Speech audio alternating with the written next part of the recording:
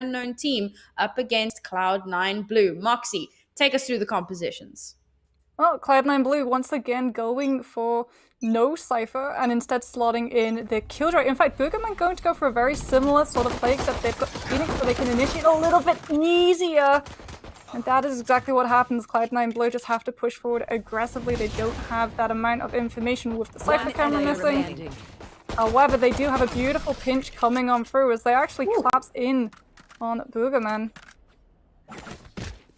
Jeez, pretty solid defense there. Tenz just, I mean, the entire team just pushed it straight out of B. And isn't it lucky that they push out of B? And it just so happened that Boogermen were aggressing onto B. And now Cloud9, off the back of a fantastic first pistol round, they're going to buy some Spectres. They're going to come into this next round looking to take it fairly handedly. We'll see if they can actually, you know, do that. Well, Boogerman going to be going for a little bit of noise from their Omen Anderson, who will be joined by Walshy on that Killjoy rather than on the Viper, but Tenz, knowing that Cloud9 Blue will have the advantage when it comes to weaponry, is going to go aggressive. Is not able to be taken down by the Reyna. However, Instinct will finish off the job, and now Anderson is free to move through mid towards where you want to go. You can either splinter on to A to try and take control of Rafters, or you can meet that defending Killjoy Shinobi right by defender side spawn. Oh, Mitch looks away for just a fraction of a second, and Anderson will get some fantastic cleanup there. That's fairly good news here for Boogermen, and it does give them a little bit of an advantage. And of course, the hot hands there will get another kill in their favor. They will manage to get the plant down, but it's a 3v2. And Cloud9 have definitely come back from worse. Relyks here, gonna try and get a little bit of cleanup. Does actually manage to take down Walshy. That's a good start, brings the numbers even. Oh, the paint shells will take down one. Shinobi takes down the other from a nice little cross angle. And that's the defuse for Cloud9 Blue. And a second point on the board. It's not really unexpected, because, you know, you lose that first round, you're always going to be at a deficit when it comes to weaponry, and Cloud9 Blue understood that situation. They pushed forward so aggressively, knowing that Boogermen would have to take a little bit of a more lenient approach when it came to that mid control, but now you can actually afford to come in with some decent weaponry, try and challenge Cloud9 Blue. However, Tenz already has the plate thrown. So Boogermen once again have to be playing a little bit more passively when it comes to trying to control that jet movement, because you don't want to be caught out, especially not your Reyna, if you go too aggressively towards A lobby once more. Of course, Boogermen going for that full buy, so they are going to have a full set of rifles to play with here. Interestingly, we've got Killjoy and Omen moving towards the B site, and Spike has been pinged. It's still in spawn. So they're looking for information before they aggress too heavily into anything. We have the fault line coming through there just to try and create a little bit of disruption. And C9 Tenz will be able to get a nice little pick off there. Early numbers advantage. I don't know if Boogermen are just not expecting to win out this round. Usually you'll bring the spike forward somewhat and then drop it. You don't just kind of leave it in spawn. And now off the back of losing one of their members, they're going to start to rotate back the way they came. Okay, they finally do pick up the spike. And they've backed out of A, but it looks like they're going to try and push through mid instead. It is currently free of Cloud9 Blue if you're able to move towards that B side. However, if you move towards that A side, you're going to run into Vice on the breach, who's just waiting with Tree. He has a lot of utility left as well, followed by Flashpoint. Oh, he doesn't need it to start the engage because Shinobi has also come alongside him. Yeah, just go for the spray. Well, she will be able to pick up the breach, but you've got 12 seconds left. Spike is right in the open, and you're not anywhere near those sites to be able to get it down. Boogerman already down 3 points. And we've seen, Sam, quite how brutal point deficits can be in Ascent most of all. Yeah, Vice and Shinobi chilling out in Tree. They do swing on each other a little bit there. They're going to get that cleanup, and that is an unfortunate situation for Boogermen. Purely because they had map control. They had mid free and clear. They opted to push onto A, despite knowing that Cloud9 would probably be waiting for them. And now they're going to change things up a little bit. It's basically a save round for them as they're going to be pushing out onto B. It's a full stack because, again, it's a save. It's an anti-eco for Cloud9. They know that, and they're not stressing too much about this push. It's probably going to be a fairly handed win again for Cloud9.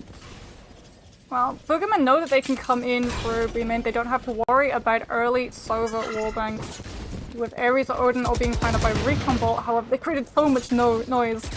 Cloud9 already know that the attackers are there from that alone. Vice is going to go for some really nice flashpoints right through the wall, all the way onto that plant site. Boogermen are just left completely, pardon the pun, in the dark.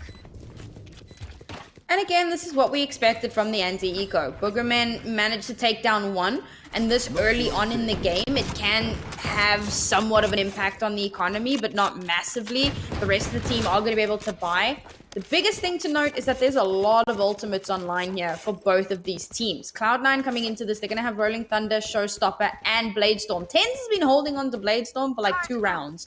Man is stacked right now. And on the other side, we've got Hunter's Fury, and we've got the Run It Back. And those are 2 fantastic ultimates, not only for gaining information, but also potentially safely getting a couple of picks and opening things up for your team. But it's nowhere near the amount of initiation that Boogerman wants. Hunter's Fury is very sort of conditional. You have to know where the team are. Otherwise, you're just going to reveal your position completely needlessly. What Boogerman want to initiate on right now isn't available. It's that Empress. That snowball of an ultimate where when you get that first pick, you can then channel it into the second, very much like Reyna as an agent as a whole. The first time she gets a pick, she then has that lifesteal, that Devour, where she can either keep herself up with the self-heal, or she can become intangible. Relyks is going to use a Boombot, sensing that not a lot of movement is coming onto a main.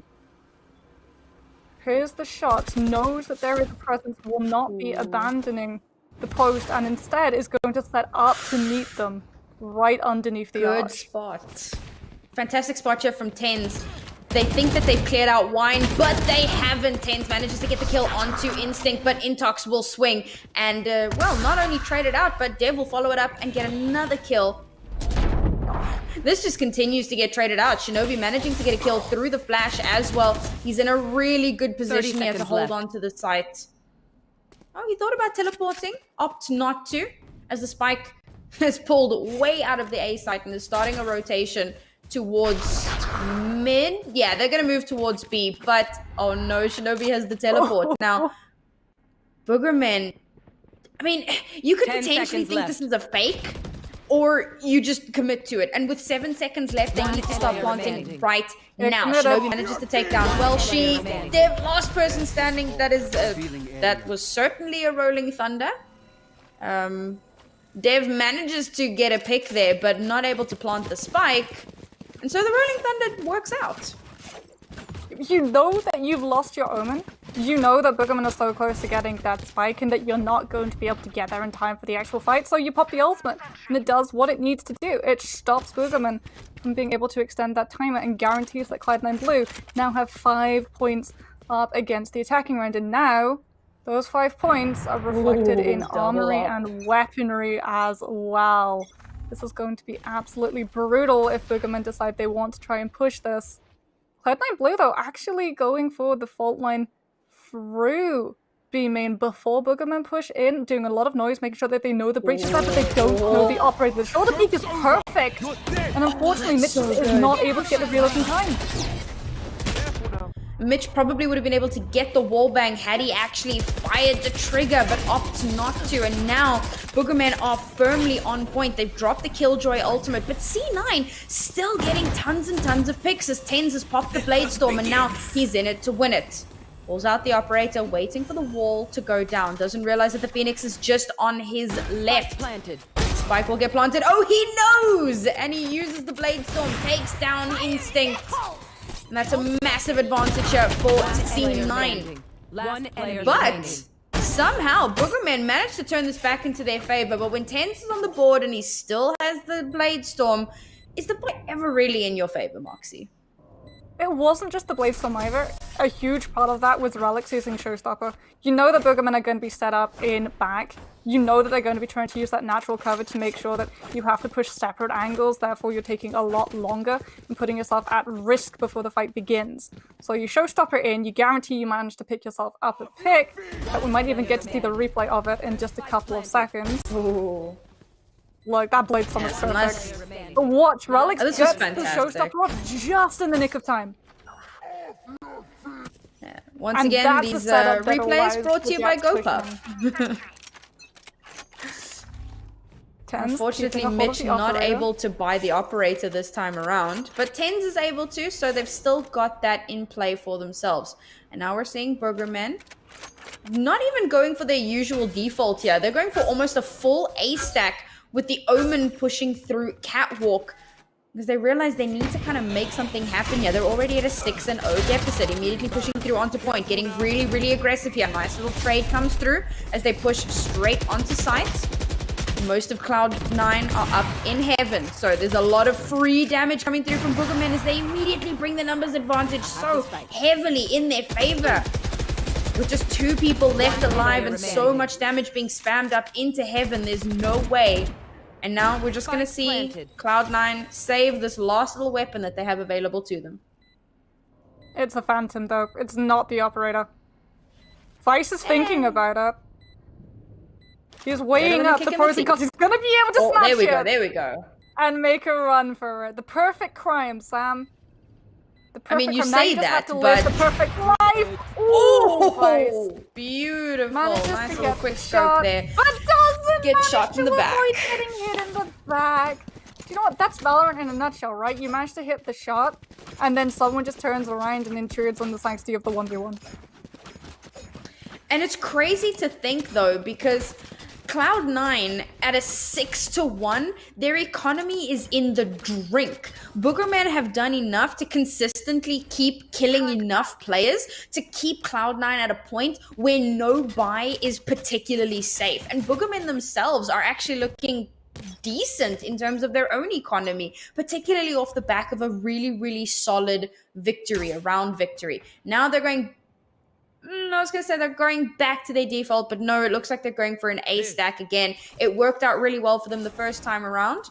They're going to put up the turret behind them to watch for any flanks. Oh, but Shinobi, oh man, turret for what? Manages to take down his counterpart in Anderson. And now again, a Killjoy ultimate will be put on the board. It is CLOUD9's this time around, so they are trying to deny any space on the site as the trades will continue to come through. But CLOUD9 definitely at an advantage here as they've forced Boogermen to pull all the way back out into Wine. Relyks will take down Welshi, and the last 2 people left alive here for Boogermen are not going to be alive for much longer. That Killjoy.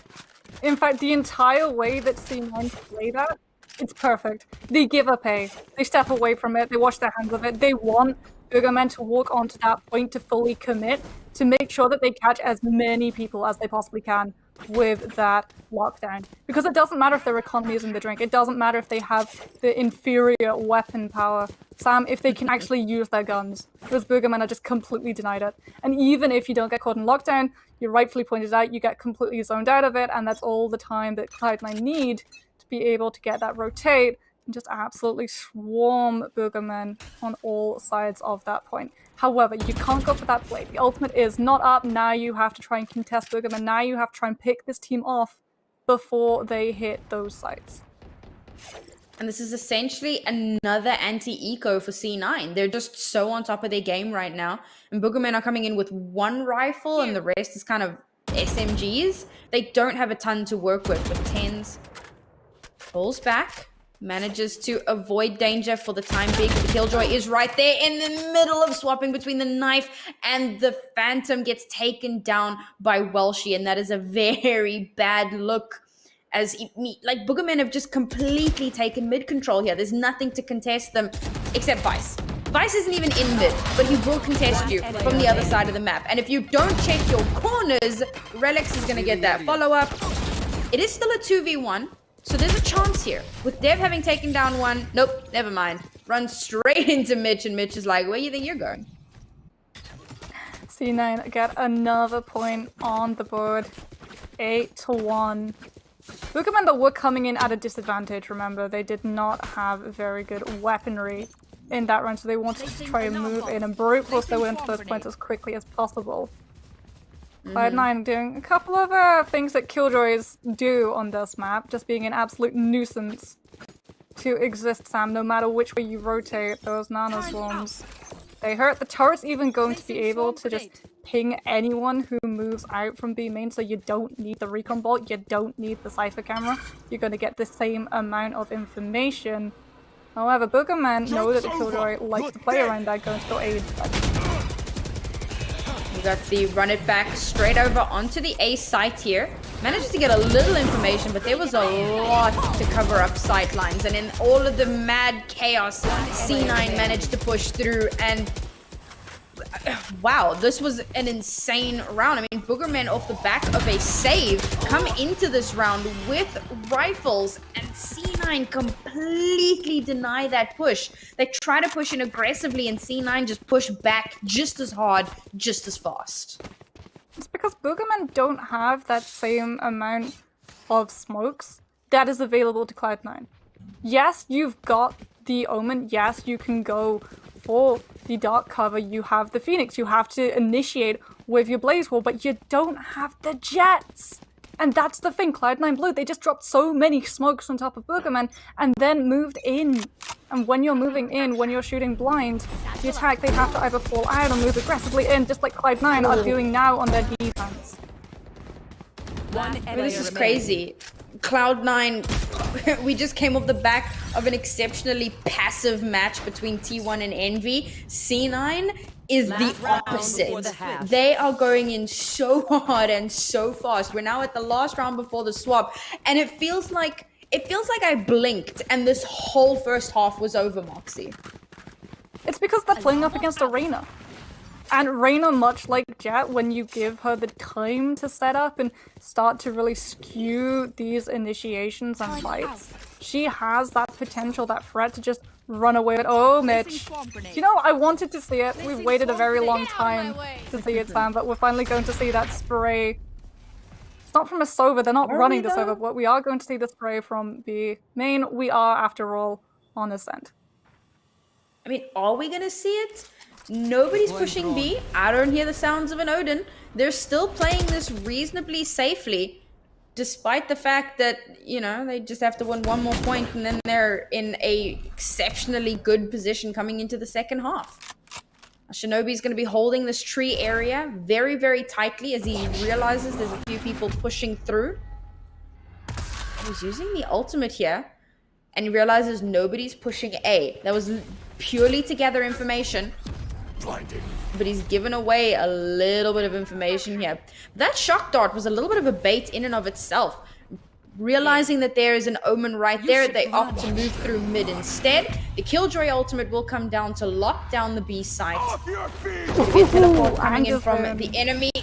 Oh man, finally we start to see that Odin. The Rolling Thunder comes out. They're throwing in everything but the kitchen sink, but Tenz is still alive. Tenz is the kitchen sink, and he's gonna get that 4K to secure the 11 points. Switching sides. Boogermen try to go aggressive. Just as that Omen goes for that teleporter, tries to move onto that B site and clear the path. Hopes that C9, because they've heard all of the commotion that's going on towards A, that the defense will have started to stack there and that it will be empty.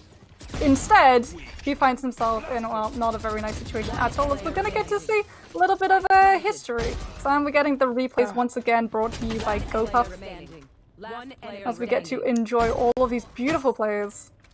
Tenz so strong on that Jet. I hope that we get to see that teleporter, that Boogerman that Walshy tried to pull on that B side. I've got my fingers crossed for it, because you can see the moment where he realizes that regret sets in, that he really should not have done that. I mean, Tenz, so as of the start of today, Tenz had the highest KDA, oh sorry, not the highest KDA, but he was like the top fragger of the tournament with 111 kills over the first 2 days and a KDA of 2, which is massive. If you know anything about KDAs, you know that 2 is pretty freaking huge. And he's proving it here exactly why he is such a powerhouse, or how he is such a powerhouse. Continuing to get insane number of frags. Coming into this round, you know, a lot of people said to me, oh, the Boogermen, they're going to take C9 by storm. And to that I say, have you met C9? And just like that, Relyks manages to get a pick off with the paint shells onto the Reyna, and that's going to somewhat cripple Boogerman's defense here. They're opting not to push the B site though, as the spike is moving all the way over towards A, and there isn't a ton happening over there. And again, this is just a little bit of that bait and switch. Relyks is going to push all the way onto B using the satchels, making a lot of noise, and trying to give an opportunity for Cloud9 to push onto the A site. Boogermen are having to hard rotate as well, all the way from that B. Tenz is there to cut them off in mid-market. How does Tenz live? Oh, well, in the underworld, apparently, at least until the next round, Sam. Vice is gonna have all of his utility except that ultimate available to him. Flashpoint comes out just to make sure that you're able to safely keep control of rafters, and it's all Mitch needs to be able to go through and gain control of gardens, but that is temperamental. However, Boogermen only have a very low HP Phoenix, and he's already having to push past a dark cover. He has been able to get past it safely, but you still have to figure out where both of those two are. He knows one's in hell, but unfortunately he has to choose which one to go through, and even if you'd pick the other, match point, you would just have had that swing. That's the danger when you have one person and someone's already in hell. You've got to drop down and make that decision, and 50 times out of 100, it's the wrong one. Here we go. Match point. Boogermen coming into this. It's a full save round for them, just about. That being said, C9 are not looking that much better off. It's fairly even, although there are 2 bulldogs online. 3 bulldogs, in fact. So C9 have a slight advantage here in terms of firepower. This could still go either way, but I think Boogermen's impatience has just been working so much in Cloud9's favor. There's no way they drop this point here. I think we're going to a 1-0 in the series, and it's literally been the blink of an eye. Yeah, Boogermen playing so aggressively has played right into Tenz's hands. Because the Jet does not have to go far to find where Boogermen are playing, so you don't have to use utility, you don't have to go needlessly far where you put yourself into needless amounts of danger if you need to hike it back to the rest of your team.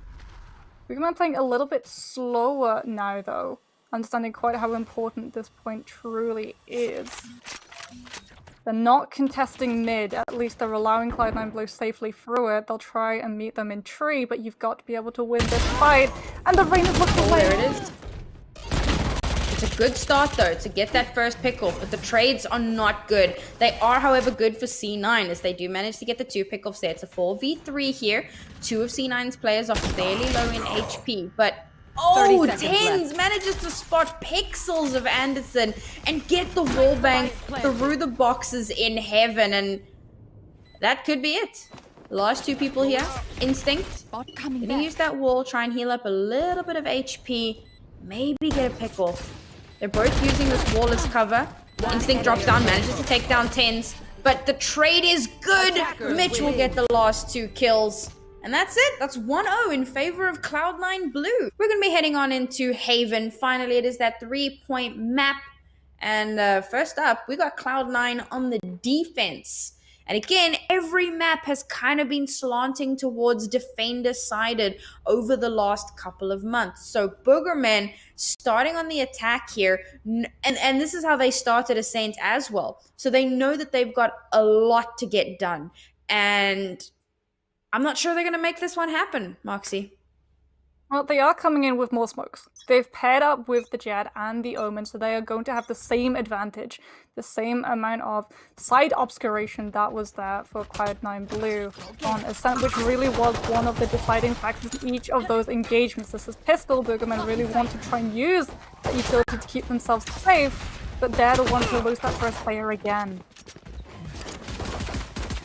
That's not a good look here for Boogermen as they make their way towards Well, as they made their way towards A site, now a swift retreat. They made a ton of noise on A. They forced out the rotations, but Mitch, lying in wait, manages to get a pick off. And Dev is going to try and take this and get the trade, but there's so much support from the rest of Cloud9. They're making it almost impossible for Boogermen to get any picks here. Slowly but surely, however, Boogermen will whittle away at Cloud9's numbers and bring this to an even 2v2 as Dev will go in to get the plant. And can he survive long enough to allow this to explode? The fault line will come through. Shinobi not able to get the shots in through the disorientation. Vice last man standing, and Intox will take him down. Intox having moved over from the Reyna onto the breach. They play the same, right? There's a big difference in the Boogermen that we see here than in the Boogermen that we see in the previous round. And that's they're able to stop tenz. As soon as tenz goes down, Cloud9 Blue's aggression, initiation power, and frag potential diminishes with it. And so Boogermen feel like they're safe enough to actually try and move around this point a little bit faster, a little bit easier. Cloud9 Blue, well, their defense isn't going to be easy. It's going to be shotguns to come out. But relyks gets an easy 2K! It walks straight into the race. 2K with the shorty, no less, but it will get traded out as we do see two pickups getting taken. And it's going to follow that up. It's back and forth here. 2v1, Shinobi last man standing for Cloud9 Blue. The plant has already come through. He's got a Spectre and a Dream.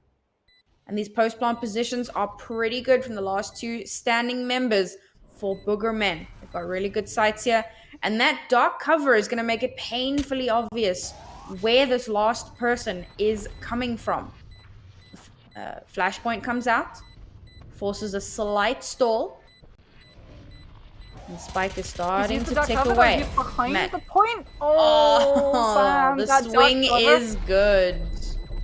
That dark cover evaporated just when Shinobi really needed it to stay. Because he uses the dark cover to try and disguise his movements around that point, and then he can try and move in properly, get either that breach or that Sova out of the way. But because it goes down, he's immediately spotted out, he's immediately left in the open, and he is immediately gone. Boogermen feeling a little bit more confident now. 2 points in a row beneath their belt. Oh, Dev going for that Sova play that we doing better than what they did on the previous map. Absolutely. These guys have got a lot more confidence, a lot more aggression, and it's placed in the right locations as well. They're going for a very nice split push right now, going to have a lot of pressure on A for both sewers and long. And Cloud9 Blue, they don't want to push this. The Raze is forced to fall back on Heaven to wait for the team's rotation. Cloud9 Blue's going to play for the recontest. The spam from down below from Anderson managing to take down one in Heaven, that is not ideal for Cloud9. They basically give up A. Now they're in a recontest situation. They did fall by here, but is it going to be enough? We've got one or two up in Heaven. The rest are going to be pushing through connector, but they need to go now. They're running out of time. The trades will come through, but it's definitely in favor now of Boogermen. 4v2 situation. Last two standing here for Cloud9. Boogermen, of course, have every single angle covered, and it looks like C9 just going for the save. C9, unfortunately, if they'd still had that Raze alive in Heaven, you've got to ask yourself what would have happened. Because it takes them so long to come through onto that recontest because they have to go for the Heaven push again. And then they drop down, they don't have that presence, they've already used up that two sky Clyde bursts. And Boogermen don't get overwhelmed, right? That's the difference. You cast your mind back to Ascent on A, where Boogermen are trying to play in and Cloud9 just completely blanket them with those smokes. But this time Boogermen, because they're running that Jet, because they're running that Omen, they've got smokes of their own to try and contest those angles, to try and shut down Heaven without necessarily getting the pick.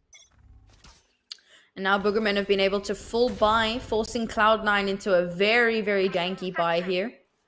We're going to see them pushing towards C long this time around. They do have Dev kind of hanging out towards A, using that owl drone to get some information. Tenz shoots the owl drone down, so they know that there's at least someone in B. C is completely clear, and Intox is going to be the entry fragger here this time around, as breaches want to do. You see the jet flying up into the sky, trying to get a little bit of information there. Gets a little bit. Wow, Tenz trying to take on the world on his own, but instinct will get the better of him. And that's, again, a massive boon for Boogermen, taking down Tenz, taking down the biggest issue on Cloud9.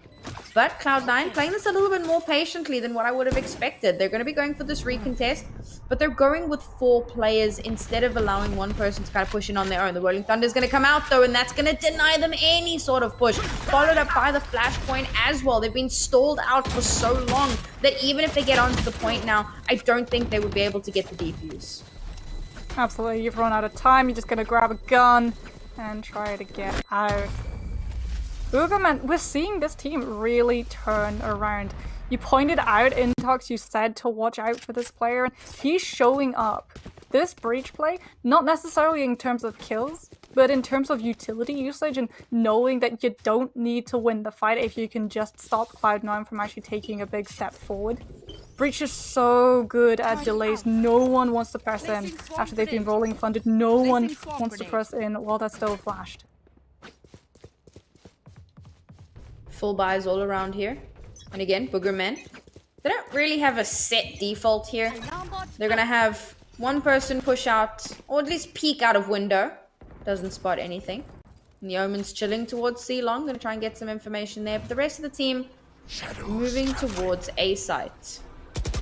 Dark cover coming out here from Shinobi. Will spot out that there is some movement towards the A side, but Shinobi will get the first pick of the round, and Mitch is going to follow that up with a nice second pick. Between the 3 of them, they're going to get a ton of cleanup. Last person standing was poor Anderson, who was all the way towards C. Gets to A little bit too late. Everybody's got all these angles covered. Does he go for this? He does. He gets denied. It's such a bait and switch as well. Because they get blanketed out by that dark cover from the Omen, they think that they can aggressively push onto him and then from that try and take A site and move towards heaven. But it's such a huge look at me, I'm a target decoy play because relyks was just waiting with that Phantom to catch the fish that Shinobi was able to reel in. And now we're going to see Cloud9 Blue. First point on the board for their defense. They've got 2 ultimates to play with as well. We've seen when they've got that Killjoy lockdown colored in, that sometimes they'll just give up the point entirely so that they can catch more people out with it, and when you're playing around with 3 points on Haven, it's much more beneficial to go for that style of play, and already A is looking a little bit more deserted.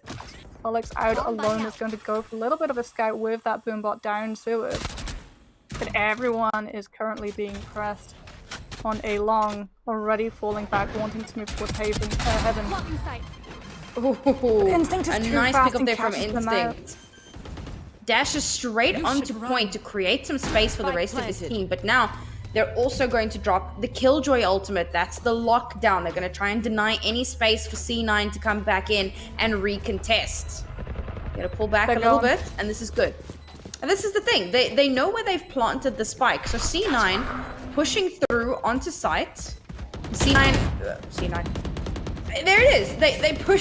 They pull back a little bit, but they kind of play into C9's hands. C9s know exactly where they're going to be, and they manage to get yet another round on the board. And this is kind of what happens. So you win the first 2 rounds, creates a little bit of a snowball. You get to like round 5, you've got 4 rounds in the belt, but that's where the enemy team can make the switch, can start to make something happen.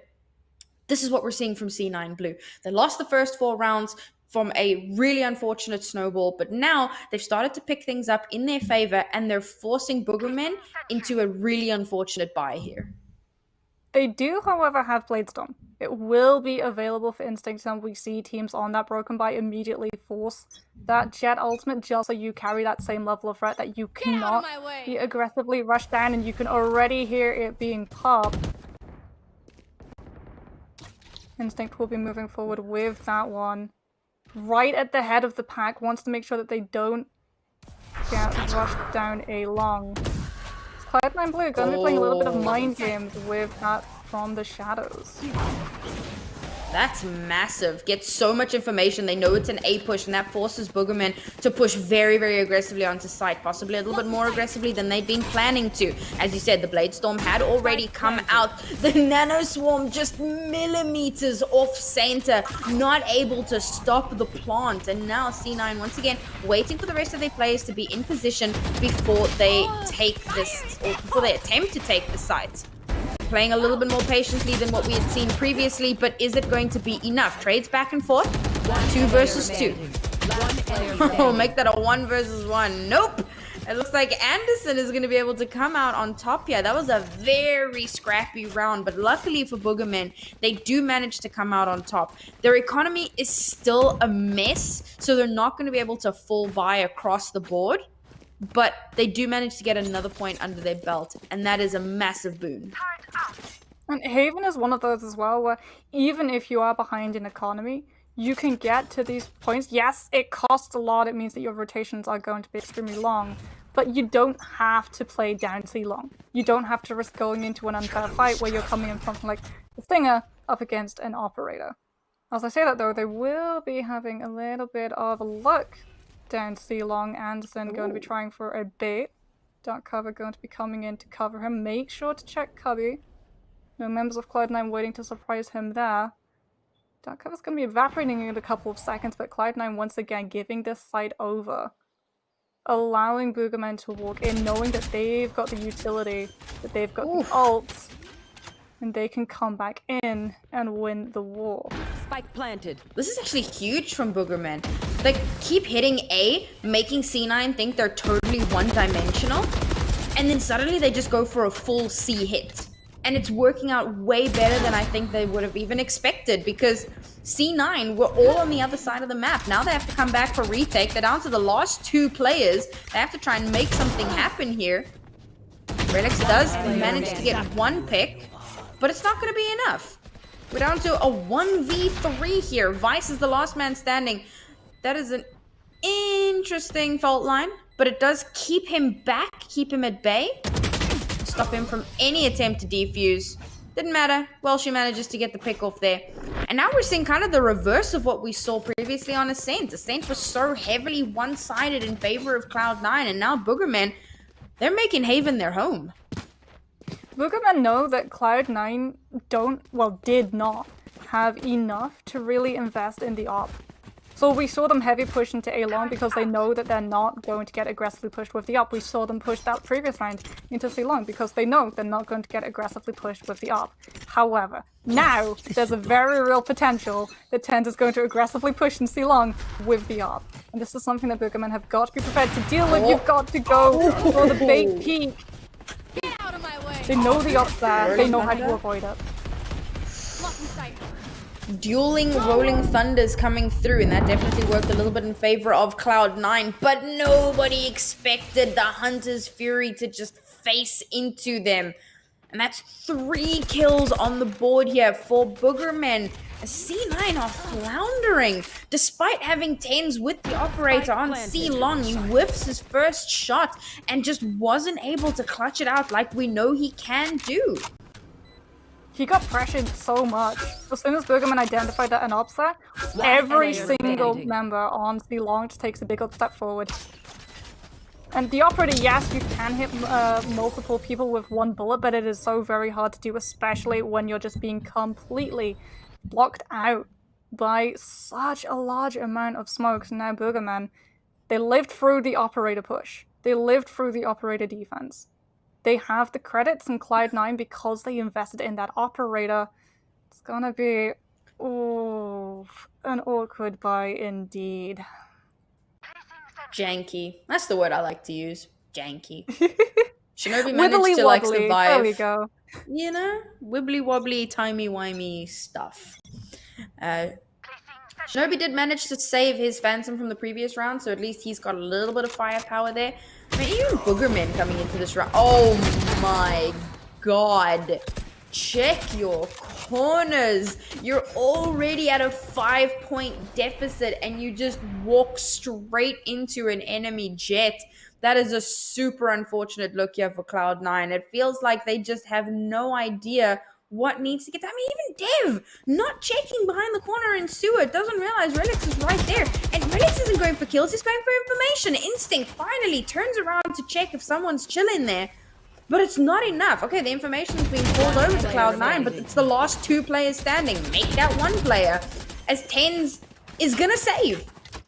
I don't know, I think he managed to pick up a gun. Yeah, he's managed to pick up a vandal, and he's just getting the hell out of there. He wants to just take in as much weaponry as he possibly can, because when you are at what, this is going to be a 6-point difference we're heading into. This is a stark difference to the results that we saw on the stand, because Cloud9 Blue, this is what happens when you just lose so many points in a row. Because you don't have those superior weapons, you have to get aggressive. This is able to pick 1, and yeah, in the long run, that's going to do wonders by trying to cripple Boogeyman's economy, but you walk right back into Dev, who's cut through B, and cuts you off. And now this is where it really becomes... Yeah, it was very cheeky. You got that first pick, you just want to try and take that gun through into the next round. Because, again, they weren't able to get the amount of picks that they wanted to. They're going to be coming in with rifles and full armor, but it's such an investment. They're already below 1,000 credits for most of this team. Mitch is going to be putting the Killjoy utility onto C, so you will have that turret making sure that it clips anyone coming through on Garage, and you can catch them out as they come on C long, but they know that the Killjoy or the Jet is very likely to be playing there, and Boogeyman once again is going to go right exactly. Oh no, instinct. Oh, that is so unfortunate. Doesn't dash onto site. Instead, tries to just walk it in. Got the Blade Storm out, but it's not going to be enough if you just walk into the crosshairs of an enemy player. And that's a massive advantage here for Cloud9, because Spike is chilling in Garage with Dev. But Welshie is on B. They're really split from each other. Welshie managing to get a pick is pretty big. So they do manage to even out the numbers. And now he's going to relink with Dev. They have an opportunity here. I mean, this is a B hold. They could very easily push onto C and plant, but instead they're holding angles. They're holding corners. Welshie spots relyks, but just a split second too late. Relyks gets the headshot, takes him down, and Dev, last person left alive here. Cloud9 going towards A. And find an angle. 30 seconds He's left. making sure that he keeps himself safe with the Vandal. This is the Even if perfect you time lose to the plant turn, on C. Like, he doesn't... Well, he's thinking about it, but the turret's going to be there. Now there the we go. turret's out of the way. Now he can go for that. So he wanted to try and figure out where that planted. Killjoy utility was. There is a showstopper in play for Cloud9 Blue. If they really want this point, and it's going to be very important in terms of economy, you can invest that. Oh, but not if the Raze is the one to come in first. Shock darts don't manage to get any value. There's that showstopper that you were talking about. It's going to get blasted straight into Garage. And good night, Dev, says relyks. And they will get the defuse here. That could have been such a good play. Possibly if the showstopper hadn't been in play. Maybe if Dev had been able to clean up on relyks as he saw the shoulder peek while he was hiding out in the Garage connector. But unfortunately, it just wasn't going to happen. We're last round and a half. C9. Too. It was, but now, like, C9 desperately want to win this round. If you're going into the second half, you want at least 4 points on the board. And that's why it really was important that the showstopper was there, because now they were able to win that point. They were able to win that money. They're able to buy rifles and heavy armor to properly try and contest Boogeyman. Relyks is already going to be caught out on A long, and all of Boogeyman are actually just going to immediately go. Anderson had actually used the From the Shadows to teleport onto the point, and Relyks had been chased right into the jaws of death. You should run. Spike planted. Killjoy lockdown is going to come through. And this is, of course, going to be Boogermen's. Hunter's Fury comes out as well. Doesn't manage to get much of anything. It is, of course, good for zoning. Stopping Cloud9 from aggressing onto the point. It's 3v4 in favor of Boogermen. C9 playing patiently. Trying to find a good opportunity to push on. But that's Rolling Thunder, man. It's there. It's ready to go. Shinobi teleport straight onto site. That was ballsy, but it's not gonna work out, and that's gonna be 9-3 going into the half.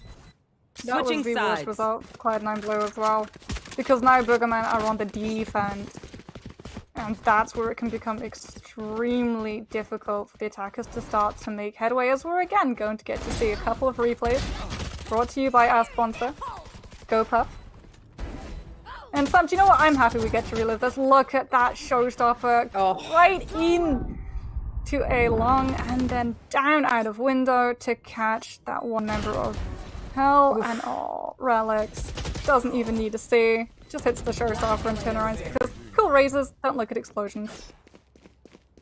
Boogermen on a little bit of a tear here. I mean, I'm not sure if either of us expected a map 3, but it seems highly likely. That being said, we complimented C9 on their aggression, and if they bring that forward here on the offense, they could turn this around entirely and bring this up to a map win for themselves. This is, of course, just a pistol round, and this is more or less what their default has looked like. They keep the Killjoy towards the C site as they tenz slowly pushes up towards B, and they'll have relyks watching A. Now, relyks has discovered that there's not much happening over on the A site, so tenz watching C, or rather B. Dark cover comes out, but there is so many chilling here. Tenz does, however, manage to take down one. That is huge. And the push is going to go straight onto C. That was a great play from Tenz. It buys them a lot of time. Just enough time to get the plant. Evens out the numbers. 4v4 here. But Cloud9 just have to get into, post-plant position. Cover some angles. The turret comes out to help out a little bit there on that. And the cleanup is so good from C9, using this denial of sight from both the dark cover and the cipher cages. Easy turnaround for them, and they're going to take the very first pistol round. It's that same Cloud9 tactic that we see. Use those smokes, completely isolate Boogermen when they want to push in for that recontest. However, they've got to do it so many times in a row, 5 to be exact, if they want to even out this scoreboard. They've started on the right path in this attack. They've been able to win pistols, therefore they've been able to buy a little bit more powerful weapons. A couple of bulldogs coming out. As Boogermen are forced to go onto the budget, they don't want to lose that third round. They want to hit that 10th point and cripple C9 Blue's economy as much as possible to set themselves up for that 11th and then 12th point. So get prepared for this defense to be very passive. Classic shotguns and crates to hide behind. Now we've praised C9 for their aggression, and here they're playing a little bit more slow and steady, trying to be a little bit more tactful in how they approach this. Again, they kind of went for that BC potential push in the previous round, and at the moment they're just making noise in mid because the spike is making its way towards A long. Oh, instinct chilling there with the shorty. Was not expecting the nano swarm to come out there, do a little bit of damage, has to use the dash to get out of dodge as quickly as possible. Again, spike slowly moving up towards A. That's the thing, Boogermen have already made it basically to A. It's slow, but they still get here in time. C9 speed has been the real issue, but who needs speed when you can, kill everyone? They're just outgunning at this point, On the defense, they were struggling because they weren't able to, get on top of the attack. But this time around, the aggression plus the fact that they're just outgunning means that they're going to get themselves yet another point on the board. It's such a smart play as well, where they know that Boogermen, because they are outgunned, are going to be in those positions where you hide behind a crate with a shotgun and find a pick. So what Cloud9 Blue do is they remove all power that Boogermen have on deciding where they need to be standing. Flawless. The second that they leave those positions, those crates, and they try and move on to that A site, they become absolutely powerless in the tempo and absolutely powerless in that spread fight. And now Cloud9 Blue looking to set themselves up not just for this next round, but for the round after. Boogermen lost absolutely everything, and the economy reflects. Well, so bearing in mind that was the second pistol round, so we're technically on round 3 of the second half, and this is to be expected. You lose the first 2 pistol rounds, you full buy on the 3rd round, and C9 as well, to be expected. You win the first pistol round, you buy a little bit on the 2nd, and on the 3rd you don't buy anything because you want to save up for that 4th round should you lose this 3rd round in the half. So this is all going kind of according to plan. Cloud9 just want to kind of keep up this momentum here and see if they can push through. Again, going for that B push. This is kind of their staple. They've just left a turret on C this time. In fact, nobody cares about C. Like, both of these teams are just pretending C doesn't exist and hoping for the best. Well, we're gonna see is Cloud9 blue. If they actually want to go for this B push, they have to have enough utility left for when it becomes a recontest because of the amount of angles that are available. First Cloudburst will come on through from tenz, buys them all of the time they need to get that plant going on through, and it will be the B. Shinobi is actually going to use that shadow step to make sure that he's able to disengage safely out. And now he can look to cover off this angle to make sure the Boogermen don't wrap around for Garage, but he loses the duel against Welshi, who can now move to steal the position that the Omen was residing and force Cloud9 blue to get a lot more aggressive. Here. Nano Swarm comes out a little bit prematurely. No one was on the spike, but C9 are managing to get pickoffs as well. Trades back and forth. And it's just absolute chaos on the point. And this is the problem with the B execute. Because you have to pull all the way back into the courtyard. And when you're all the way back there, once utility starts coming out from the defending team, the team that are attempting to defuse, you can't see anything. Yes, you can remember exactly where you planted the spike, but you can't physically see what's going on. So the shots are going to get fired out at you. You can't really aggress in on it. And it's a very, very easy retake. Boogermen now also on that home stretch in terms of points.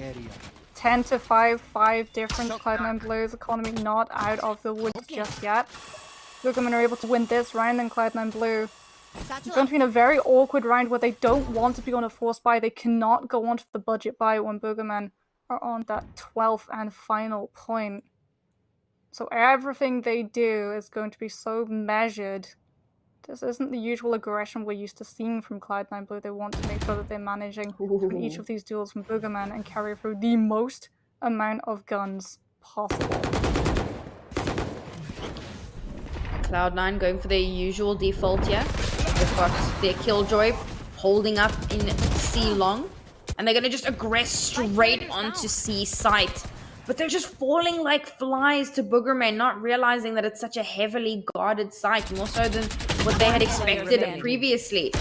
Oh, and Mitch losing out that 1v1, very unfortunate, and that's going to be a point on the board for Boogermen, and we are that much closer to match point. They weren't able to save a single weapon either.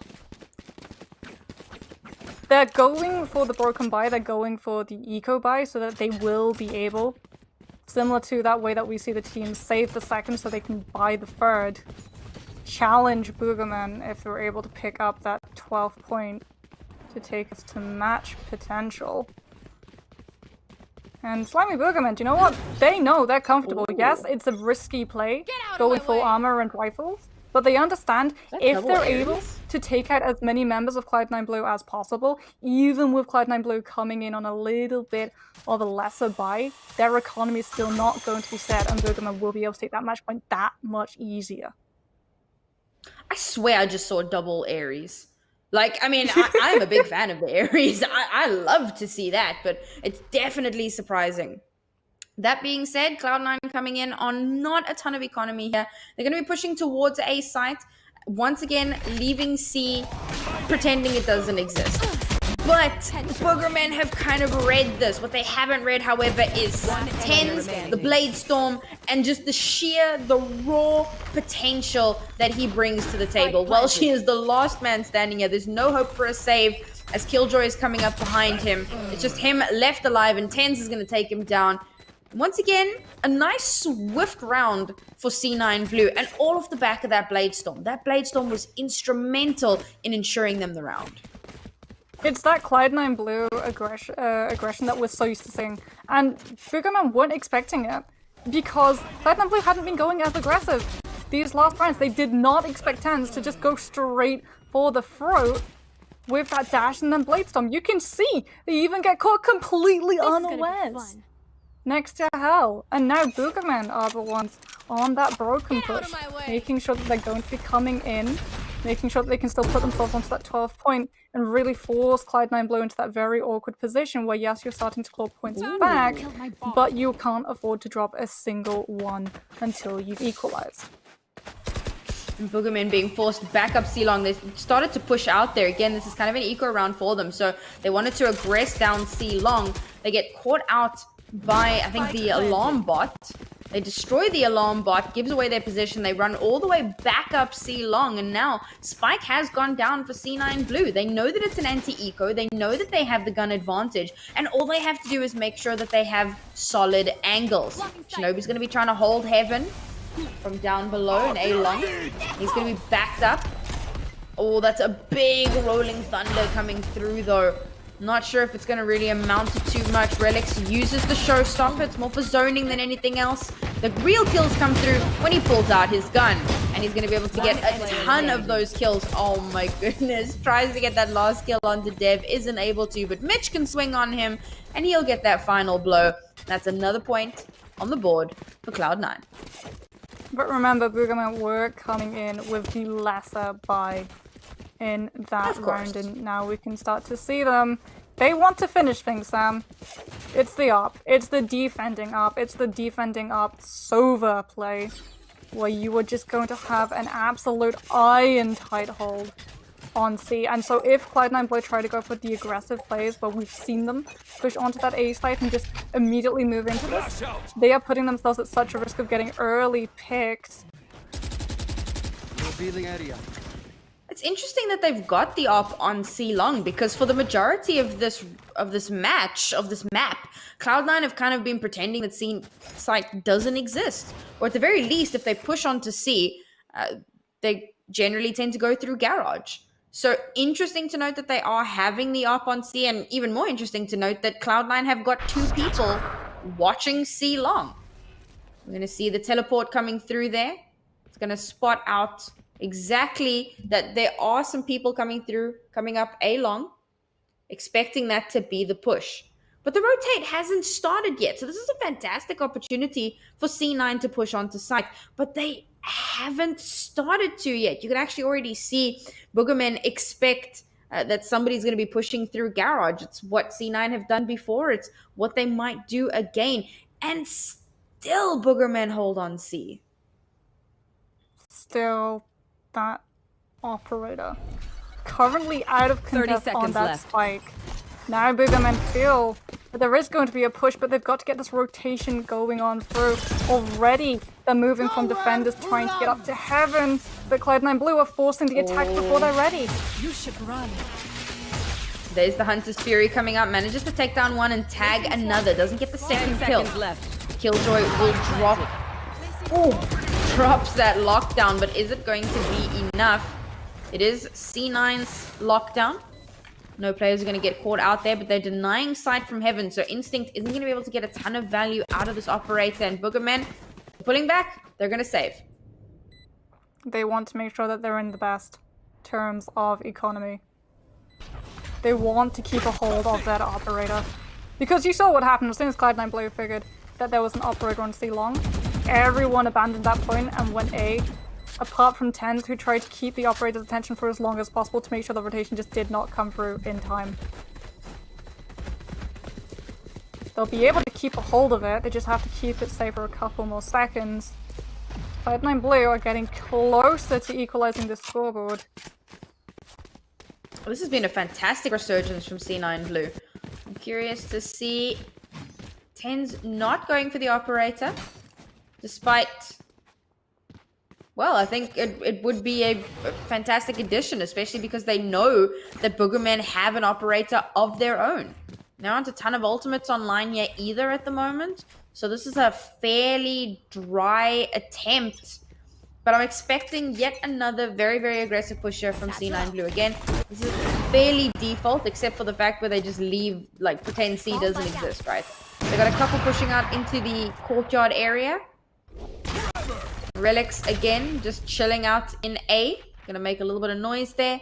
Try and create a diversion, a bit of a distraction, as it looks like they're going for another B execute, which is really surprising because we've kind of touched on this, but B is the easiest site to retake. However, they're playing their post-plant positions a little bit more smart this time. They're not pulling all the way out into the courtyard. They're going to hold on site and attempt to hold on to this and stop the defuse.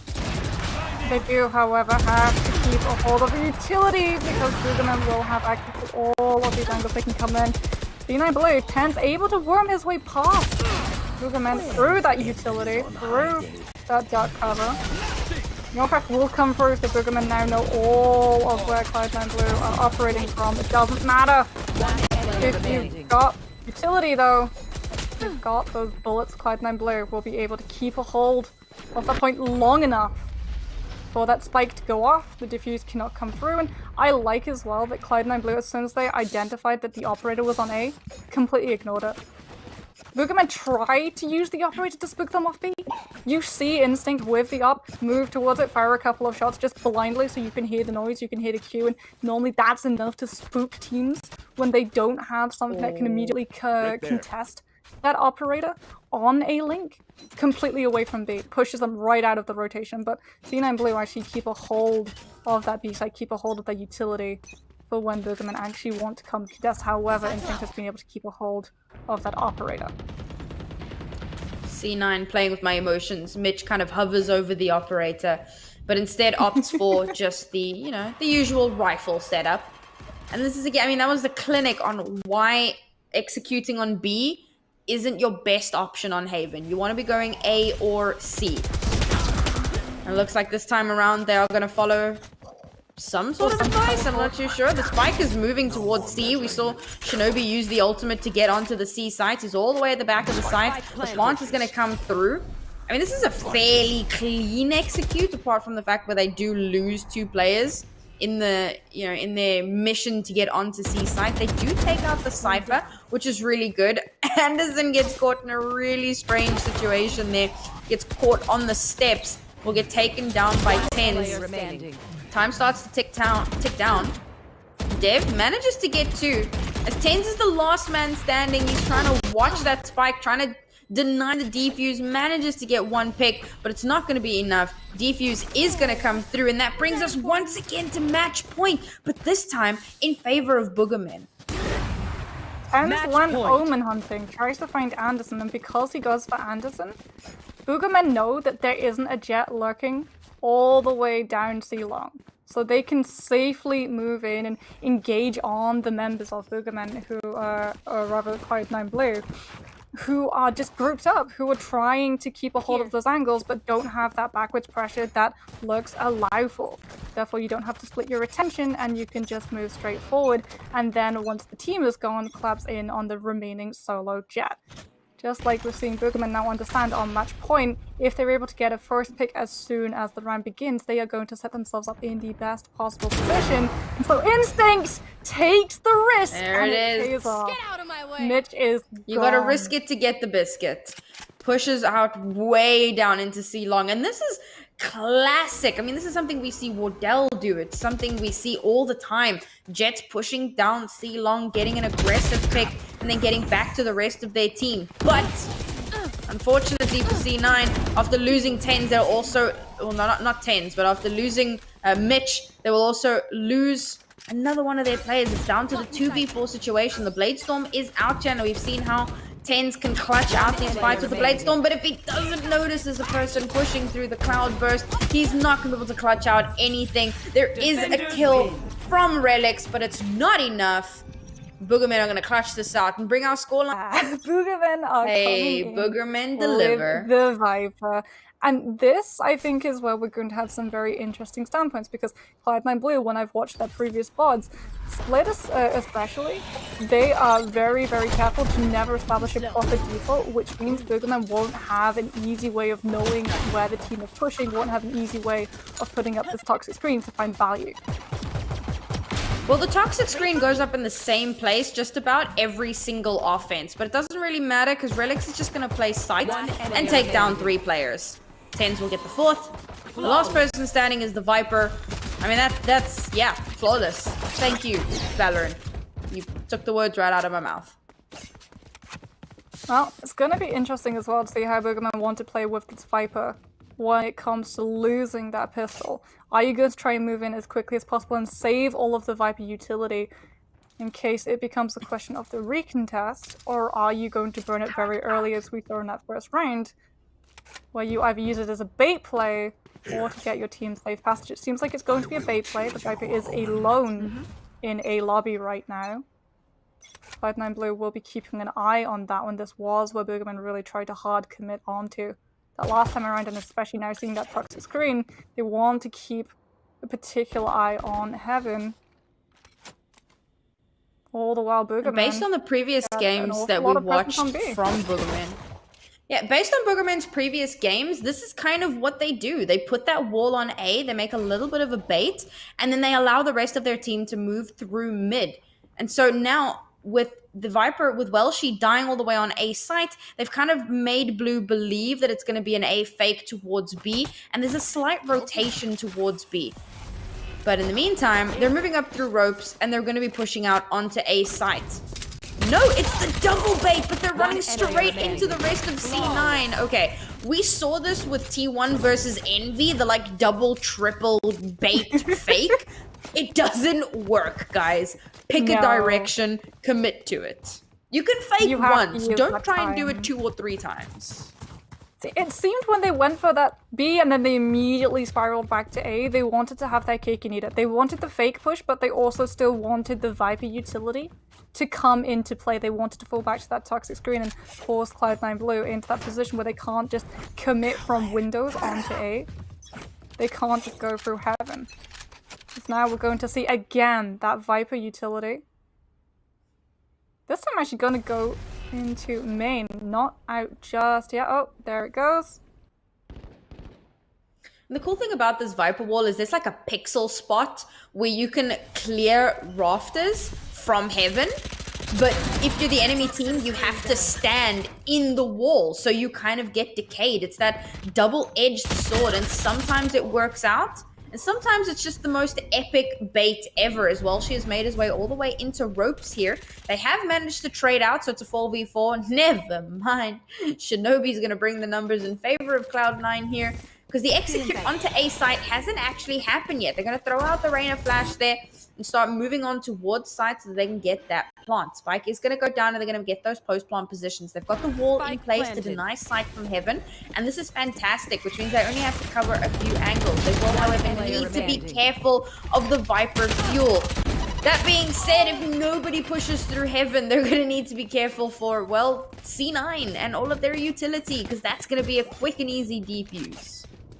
Boogermen allowing C9 Blue to sort of dictate the pacing of that engagement as well. Not only do we see the nanos one, but we also see that flashpoint coming out. And Boogermen are just trapped a little bit in the middle. They tried to delay C9 Blue, but it's just not enough.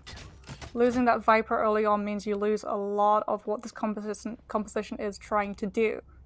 You'll have that permanent utility, so if you're able to get in and force this issue to become that recontest, you have a lot of say in how C9 Blue are actually going to commit to that, and in terms of that, they'll be even further crippled by having to deal with Killjoy and Rave with those satchel packs, with those turrets, shutting down yet more sightlines. But to do that, you first got to get onto point. I love this. They faked B or faked A so many times that Cloud9 are holding onto B site, leaving A somewhat undefended. So they do a full push towards the A site. They get one pick. The information gets fed across to Cloud9, but Cloud9 are too smart. They don't go for a full rotation. They move their Killjoy towards the A site. The Omen is going to kind of swing between the two sites, but now they've spotted out the player in mid, and that gives them all the information that they need to tell them that, yes, it is actually going to be a B push. And this is great a great read from C9 Blue to not make those rotations too early. They're playing this really, really patiently. I talked about how they're a slightly impatient team at the start of this match, but now they're kind of playing against that. They've worked on that. They've figured that out. They've realized they need to play a little bit more methodically here. And Boogermen wasting a ton of time, and we know how dangerous it is when you waste time. And there you go, the fruits of that. C9 will completely shut them down and stop any sort of a push onto the B site. They're being very cautious on how they approach that B site. We're seeing a lot of pushes coming through from heaven and towards mid, rather than through main. And normally you avoid main because you're running into a Cypher, and the Cypher caging camera is always going to catch you out before you actually have chance to retaliate it. It's always going to catch your toes before you can shoot it. It's one of the most annoying things about playing into a Cypher on this map. But you're not running into a Cypher. The one thing that you have to worry about is this Killjoy turret trying to pick you out, do the exact same thing as that Cypher camera, but Cypher cameras, we've discussed this in depth, they give you more information, much more information than that turret. That turret only gives you the information that there's someone there. It doesn't tell you the amount of numbers, and it doesn't tell you whether or not they actually want to stick around. So there is no real reason for Boogermen to want to try and not push through main. Oh, oopsie. Dev trying to push out gets taken down by Relyks in mid, and that's unfortunate. Welshi now, last player standing in mid. The rest are kind of going for an A execute. This spike has already made its way towards A, but Relyks is going to get yet another pick off there. And that's 2 down. C9 have basically won this round just off the back of playing a little bit too slow, a little bit too safe. Now Boogermen, they're going to start the rotation towards the A site this time around. They didn't actually spot out Welshi in mid, which means that he's still alive and he's going to be able to back up his site or his raise. But are they actually going to be able to get something done? It's a 2v5 here? I don't think so. Instinct is able to shoot the layer before the flash can properly affect Welshi, and so you are able to get tenz. You can try and push into Mel. You've got the spike, but you will be walking into an uneven fight. That spike is going to be just to make sure that you don't get caught before you're able to peek a window. But Mitch is waiting in rafters, hears the sound, and just peeks out, and you are gone. Boogermen, we know what they're trying to do. We know the places they're trying to go. They're really trying to pull the wool over Cloud9 Blue's eyes with all of these pushes, all of these different plays. But it is just not working out for them because they go for a little bit of mid-control, but because you're running that Viper, you can't really have that same amount of mid-control as if all of the utility is placed on mid. Instead, they're always putting it on this exact same angle, sectioned halfway between A and halfway between mid rather than on top of it. Once again, going for that A execute. A lot of damage coming out here. Finally, we're starting to see some of that Viper utility coming out, trying to stagger out C9, allow themselves onto the point. And this is interesting because the Viper pit is going to come out in a save round. They're going to try and allow themselves a little bit of space to work with here. And hopefully the Viper pit is going to give them enough cover to kind of hold on. But C9 don't really want to give up on this. In fact, we're seeing another ultimate committed into this round. It's going to be the Killjoy lockdown as well. That's so much utility put into this. And Cloud9 are still 5 strong. Pulling out the showstopper. Oh, the showstopper! Nothing comes of it though. We've even got the Empress coming out here. Boogermen throwing absolutely everything but the kitchen sink into this round. They do manage to win it, although I think calling it thrifty is a bit of a weird take. Ironic. Yes, they had no guns, sure, but they put every single ultimate they had just about into that round. And they had to, because their economy was in the drink. They needed to win so that they could fall by this round, and they've done just about nothing to C9's economy. C9 are still able to fall by. C9 not able to come in with an operator quite yet, though. So that is a big victory for Boogermen in terms of where you can play around this map. No one posted towards A other than that Viper utility. Cloud9 Blue making sure to keep an eye on that just in case it is another one of those fake pushes. Boogermen look like they actually want to take presence in Garage for the first time, taking advantage of the fact that there is no operator, that there is no cipher. You do have to watch out for the lockdown though. Cloud9 Blue very willing, if they feel like it, to just give over that space, come in with that Killjoy ultimate. Kind of mentioned before we had to take that fairly long break about how teams that play Viper, it feels like they don't actually know how to play Viper. They're just playing Viper because they were told that Viper is good on split. And honestly, Viper is good on split. It's so good at dissecting sites and creating space for your team. But Boogermen don't seem to really have a handle on what they should be doing with that utility. And by that, I mean they're not really using the utility. The wall goes up on A on their attack, and that's used more of a bait than anything else. If they do wind up back on the A site, then they'll put the wall up to give themselves a little bit of cover. If they push B, then it's just meant as a bit of a bait, but then they don't have it available to them on B. You shouldn't necessarily be using all of Viper's utility before the round even starts. So now they've got really nothing to work with once the round gets into play, and now they're forced to save because they don't have anything. And that's another round on the board for Cloud9. And they're just giving away these rounds. Boogermen will, however, be working with from the shadows, and we have seen these omens get very aggressive with their ultimates. The one thing that Boogermen are struggling to do is move on to these points by losing members being pressured out by Cloud9 Blue, despite the Viper ult utility, with that toxic screen always being there. So, if we want to see that Viper utility come into fruition, hopefully we'll see that from the shadows being used so you can actually move in and force Cloud9 Blue to play around it rather than seeing it come out and then entirely ignoring it, just the same as Boogermen have been doing for the past 7 rounds. Unfortunately, Boogermen, again, economy not looking where it should be. We've got one player running out with a sheriff. Ooh, that's a fault line coming through. Manages to hit just about everybody. It doesn't force Boogermen all the way back though, and I like this. They're not backing down just because a little bit of utility got thrown out. We see that a little bit too often. Now Instinct, oh no, uses the showstopper on the turret. Worth, I guess? We're finally seeing a little bit of that Viper utility up in heaven. Oh, Instinct thinks that he's cleared the corner with the satchel, but Mitch is able to take him down. And that's already number advantage for C9 Blue. The spike has already gone down, but it doesn't matter because C9 are quickly and methodically cleaning this up. Gonna drop the fault line there as well as they start to lose a few of their numbers, but doesn't really matter as there's one person left alive for Boogermen and he's gonna hightail it out of there. Boogermen used that Omen ultimate as well from the shadows, was caught by Anderson. He used it to get into defender's form so they could try and pinch in on Cloud9 Blue, half going for Garage with that showstopper, obviously taking out whoever would be in corner, which turned out to be only a Killjoy turret, while he tried to press in through alley. Unfortunately, Cloud9 Blue are able to get just enough members of Boogermen out so that when that Omen rejoins the conversation, rejoins the fray, he is immediately ejected from it once more. Dev will now be investing in the operator. It's costing him in the entire pack of armor. No light, no heavy. It's going to be extremely risky play, especially because of this Killjoy.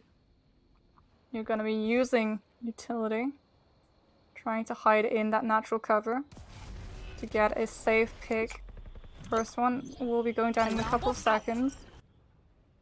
Your Viper Wall will let you move into ramps relatively uncontested, and this is what we wanted to see from Boogermen, using that Viper utility to disguise where they want to go and set themselves up for better plays.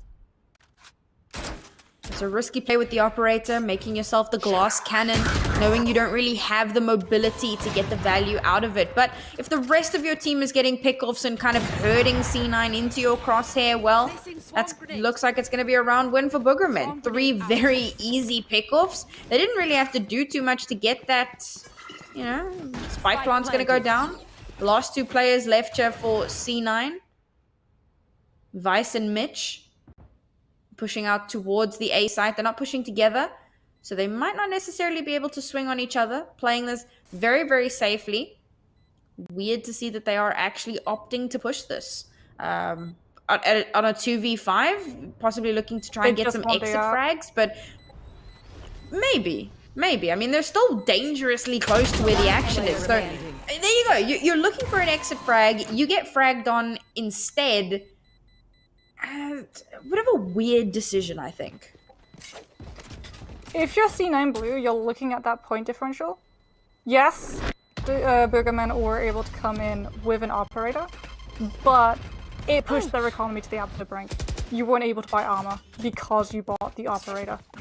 C9 blue understand if they're able to remove that threat, Boogermen once again will be on the back foot in terms of economy. Once again, will not be able to afford that weapon. And you have a lot of confidence if you're the attacking team when you have the operator. If you can shut down heaven, you control so much of that A side. It becomes extremely difficult for the defense to rotate through mid because they're going to get turned around upon by an op, or even try and rotate through their own spawn all the way from B, because you're just going to get absolutely destroyed the second you peek out of A back rather. And now Relyks has got an operator of his own. Buying an operator of their own so they can try and recontest that before Boogermen getting close. Well, it looks like he's going to be holding this angle on A, and there's three choices. You basically hold the op on the A site where Relyks is now, you hold it on the B site down into garage, or you hold it in mid. So we're going to have Relyks on A side with that operator, and the rest of the team a little bit further towards the B side, waiting to see where Boogermen decide to execute. And for the moment, it looks like it's going to be that B push. They've picked up the spike. They're pushing through garage. They don't even know that there's an operator on the board. It just so happened that this is where they opted to push through. Fault line's going to come out. Manages to get a little bit. Deters their push for a second. The Killjoy ultimate's going to come through. Going to lock down the B site. And it's actually forcing a rotation here. Instead of waiting out in garage, they're going to push up into mid. 30 seconds left. Looks like they're going to go into mid and back onto B site as we see Instinct going back through garage. They were just waiting out that ultimate. Now they're going to push in. The counter operator is still all the way on the A site. Off your feet! So there's a perfect opportunity here. Rolling Thunder's going to come out as well. 10 seconds left. Not able to get the shot there with the operator as the Viper Orb pops up, obscures view somewhat. Shinobi decayed all the way down to 1 HP. The cleanup will come through at last, but this is going to be yet another round win for C9 Blue. Boogermen's economy as well. It's still not out of the woods. C9 Blue having a real good understanding. They know that the operator is there on A, it shuts it entirely down. If Boogermen want to try and challenge that angle, they're the ones who have to get that first pick, so we are extremely likely to just see Relyks continue to play that angle all the way from the back of A. And if you're Boogermen, now you have to contest this. You will be making a little bit of noise in garage to try and draw out, to bait out that rotation where the operator just becomes an absolute whimper of a weapon. But you are going to be walking into this. Boogermen have been forced to force buy here. If they lose this round, their economy is an absolute mess. They do have the Empress available to them. They've also got the Viper's Pit. And hopefully they'll be able to use that. Viper is all the way out in mid here. So might actually use that to create a bit of a diversion as the spike starts to move its way towards B. So not opting to go for the diversion play. In fact, they're going to be using that to hold down whichever site they manage to get the plant on, if they manage to get the plant. C9, of course, have been adamant about denying those plants time and time again. And again, we're seeing massive indecision here from Boogermen. Moving towards the B site, but waiting for the rest of their team to get into position, waiting a little bit too long. We know how dangerous that can be, and C9 are going to capitalize on that hesitation. Just the arena left for Boogermen. Intox has the spike, but does not have their life. And sort of returning to that point of Cloud9 Blade, just not allowing Boogermen the time, the space to get these spike plants in. It means even if you lose the round on your attack, if you're able to get that spike down, you still get money. You still get the chance to try and even out that economy. But because you're not getting that spike planted, you're not given the cash, the credits to reflect that. So Cloud9 Blue, once again, going to be looking to completely stop Boogermen in their tracks. This is a brutal buy, Sam. That is 2 operators and an Odin. What? It's not in the hands of an arena with Empress, but it's still going to be absolutely devastating, especially played behind the operator. So if you try and press in on it aggressively through A, you have that spray to keep that player, keep that weapon safe. Welcome to my world. There's that Viper's Pit. It does finally come out. They're going to use it to bridge the gap onto A's side, but unfortunately, Welshie does not realize that Shinobi is right there. Instinct tries to dive onto him, but he's just that much better. And that's 2 picks going the way of C9 Blue. So that brings him to a 4v3 here. This, of course, is the last round in the half. So C9 Blue, that's kind of why they went for the most insane buy imaginable. And that's going to be some cleanup from Mitch and Tenz. That's going to bring us into the next half, 10-2 in favor of C9. And I mentioned before, Boogermen, their Viper play looked better on attack. So on defense, I'm not too sure they're going to be able to turn this one around. They have to, though, Sam, with the points looking the way they are. 10-2, you lose pistols. Cloud9 Blue are going to be on that 11th point. Boogermen will be on the back foot. On a broken buy, taking them 12-2. Boogermen have got to win this pistol round if they want to be able to set themselves up to come back in this series. It's not impossible. We've seen teams come back from scores like this, but it takes so much determination and a lot of early shots. And we've got to say a big thank you to GoPuff for powering our replays. They're the official delivery partner of Nerd Street Gamers. If you guys head out right now, use the promo code NERDSTREET when you sign up on GoPuff. You'll get $4 off your first 4 orders. We're going to hop back into this match. And it is, of course, the first pistol round in the half. Mid control.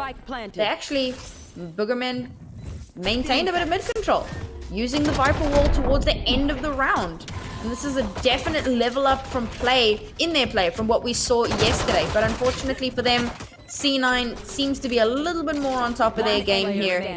It's going to be the first pistol round, going to C9 Blue. And that gets us 1 step closer to match point. And this is the place that we talked about. You do not want to lose pistols because now you're on the broken buy. Cloud9 Blue, if they want to, they can invest heavily in this. They've got enough points as well to play around with economy to claw it back if they want to invest heavily, if they want to force onto that Marshall to absolutely guarantee they have the best possible position. They're not going to. It will be a lighter buy coming out. They want to set themselves up. They think that they can still win this with unparalleled aggression. Bulldog are going to be out for Vice.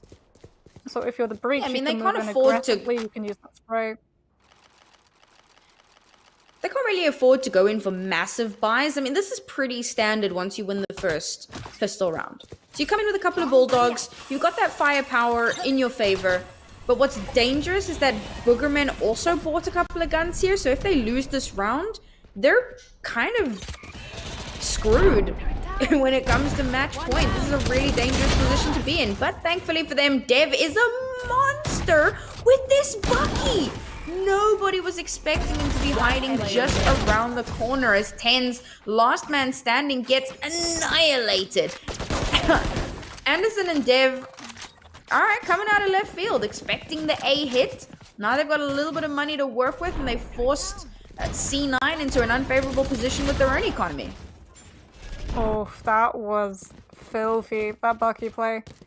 But Boogermen are gonna have to pull it off 8 times in a row if they want to equalize this play, which is why Cloud9 Blue, even if they lose that round, even if their economy does go down the drink for a couple of rounds, they've still got the time, Sam, to play around and get it back on the straight and narrow. Sheriff's coming out, Tenz wanting to make sure that they have control of Garage. Boogermen going to be slowing them down with Instinct's boom bar, but Instinct slowed down even further. And now Cloud9 Blue can get fast. Those Sheriffs are absolutely terrifying. An early pick off there for Tenz. It's going to bring C9 into a pretty good position here. They do manage to open up a little bit of space, but they're opting not to push on B. Again, made a lot of noise on B, and now they're making the rotate towards A. There's only one person on A. I think the information may have come from relyks, because he's all the way up in ramp, and he's saying, all right, guys, A is basically clear. They are going to have to contend with the omen of Anderson. See if Anderson is able to get a pick. Doesn't get the pick. We're going to see the dark cover going out, but there's counter dark cover just to deny him any sights of his own. And finally, Boogermen are starting to make a rotate. They're also going for a pincer movement. As C9 go for the double bait. They were pushing onto B, move towards A, decide A is not the play, and go straight back towards B side. But there's only 2 people holding on B side here, so this is a fantastic opportunity to make something happen. That being said, Boogermen don't really want to allow that. It's a 3v2 in favor of Cloud9. Can they clutch this one out? Can they bring this to match point? 10 seconds will go left. down. Welsh Copenhagen gets taken down by Shinobi. And that's it. We're on to match point. C9 were able to get, Match point. well, try to get that plan as well, so they would be able to get as much eco as they could in this round. Boogermen already coming in at a disadvantage in terms of points and weaponry. This is not a pretty buy in any meaning of the word, Sam. If you're Cloud9 blue, you've got the Empress, you can move forward aggressively, and with that, get the first pick, pop your ult, snowball right the way through. You've got to manage to just move through Boogerman before this becomes a question of the recontest with that Killjoy, that lockdown in play. Boogerman can just play for that recontest and completely ban you from using weaponry and even movement. There. These 2 teams both looking a little shaky in terms of what their buys are. So on fairly even footing in that regard. But this time around, Cloud9 not messing around with Dev and that Bucky. Opting to play a little bit more safely this time around. But they are going for the A hit. They know that it's match point. They do have the guns to back it up. In fact, relyks, who's been an absolute stellar player for C9, has a Vandal in hand. And that's a lot of firepower to try and make something happen. Mitch, all the way in mid, realizes that mid is clear. So he can make the call and say, if you guys want to rotate, you can make it through here. I've got you. But it looks like they're going to commit to this A site. Although, that being said, the spike is all the way on its way back towards B. If you missed it, Shinobi has yeeted himself. He's on a flanking mission of 30 death seconds back left. towards the B side. In fact, the Rainer from Boogermen is moving towards A as well. B is free and clear. This is such a big bait from C9, but it's going to work out so well, particularly if that Rainer doesn't realize. Finally, the rotation comes from Boogermen. They realized, uh-oh, we've been twicked. Start moving their way onto the B site. A lot of utility is going to come out to try and deny any sort of push, to try and deny any sort of defuse. The spike will go down. Unfortunately, Instinct cannot win the 1v1 versus Mitch. And Mitch manages to pull back just in time, manages to live out. It's a 3v2 situation. The Killjoy ultimate is going to come down as well, just to deny anyone from getting onto site. There's no way that Boogermen are going to push in while this ultimate is happening. Surely not. But they do. They push onto site. They're going to get detained. And if they get detained, then that makes it so much easier for C9 to win out this round. And there it is. Tenz clutches it out, gets those last 3 kills. And Cloud9 Blue will win this quarterfinal and move up to the semis. Empressing Rainers are so hard to win duel against. And you have to ask yourself as well, because Boogermen, they had the lockdown. We saw the lockdown come out.